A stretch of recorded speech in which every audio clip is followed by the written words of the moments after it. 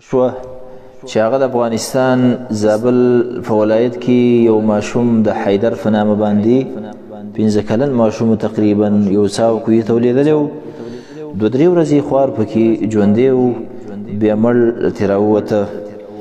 واقعا چې دا ډېره دردونکې واقعه وه، د مسلمانانو زړونه یې ودردول.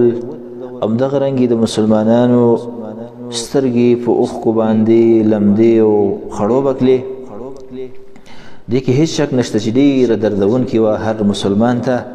لیکن داسې واقعات چې کله رامنځته کېږي دا د الله جل جلاله د حکمتونو نه خالي نه وي، د عبرتونو نه خالي نه وي. نو په دې وجه باندې غواړم یو څو عبرتونه او درسونه چې په دې واقعه کې هغه ستاسو مخې ته وړاندې کړم، ځکه واقعه داسې به نه وي چې هغه خفګان سړی صرف تیر کړي او مسله به یې هېره کړي، بلکې د هغې نه نور عبرتونه سړی واخلي. اول د هغې ورثو ته د زړه صبر د الله نه غواړو، د دې عوضونه د الله په دنیا او آخرت کې ورکړي. همدغه رنګې هغه ورونو چې شپې ورځې شوګیرې کړي د هغې په راویستلو کې ځان زهیر که تکلیف یې وکړو، همدغه رنګې که هغه عوام ورونه وو، همدغه رنګې که هغه د حکومت چارواکي و لوی لوی واړه ټول د هغې دغه زحمتونه دي الله اجر ورته ورکړي. داسې واقعات چې وشي نو په دې کې لوی زیات حکمتونه او عبرتونه نور امت ته مر خو موږ او تاسو ټولو باندې را روان دي.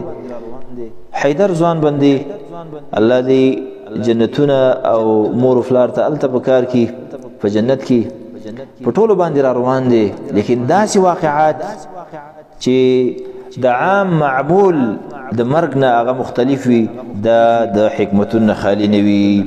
یو حکمت په داسې واقعاتو کې دا دی د حیدر ځوان په واقعه کې چې دا موږ او تاسو ته دا درس راکوي چې ای مسلمانانو، هر څه چې تا ته رسیږي، که ضرر رسیږي او که نفع رسیږي، نو څوک یې تا نه نشي منع کولی. نبي صلی الله علیه وسلم یو ورځ عبدالله ابن عباس رضی الله عنه ته وویل، ځان سره په سورلۍ کېنولی و، یا غلام، ای هلکه وایي تا ته انی اعلمک کلمات، زه تا ته یو څو خبرې ښیم او دا یادې که په دې عمل وکړه. یو په هغې کې دا وه واعلم، و ای غلام ای هلکه دا خبره واوره په دې ځان پوهه که ان الامة لو اجتمعت على ان ينفعوك بشيء لم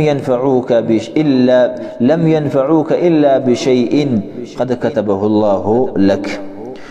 وای که دا ټول امت را جمع شي د دې دپاره چې تا ته نفع درکړي، دی نفع نشي درکولی مګر هغه چې الله ستا دپاره لیکلي.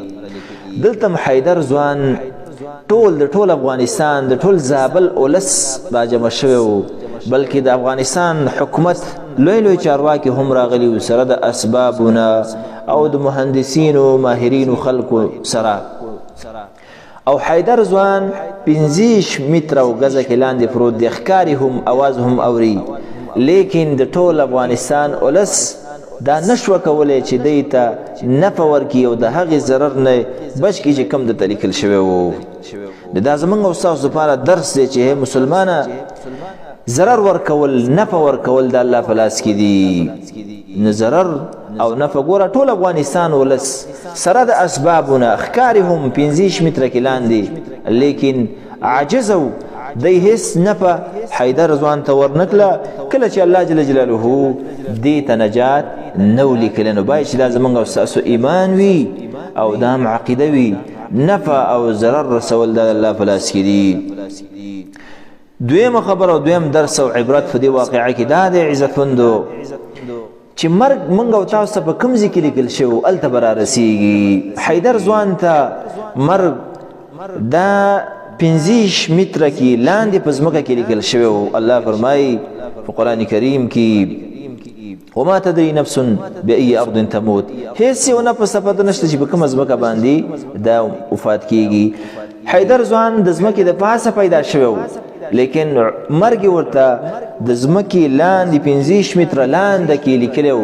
دا لاړه مقې ځای ته ورسېده کوم ځای کې چې دنه ساه ختله، هلته خپل روح خپل رب ته او خپل باري ته وسپاره ده. نو کوم ځای کې چې سړي ته روح لیکل شوی د وتلو هلته به د هغه نه روح وځي. همدغه رنګې په حدیث کې په دې واقعه کې به دا عبرت هم زموږ دپاره وي چې څومره رزق ستا لیکل شوی وي او عمر دې وي هغه نه مخکې کېږي او نه وروسته کېږي. د حیدر ځوان همدغومره عمر الله ورته لیکلی و، د دې نه مخکې کېده او نه وروسته کېده.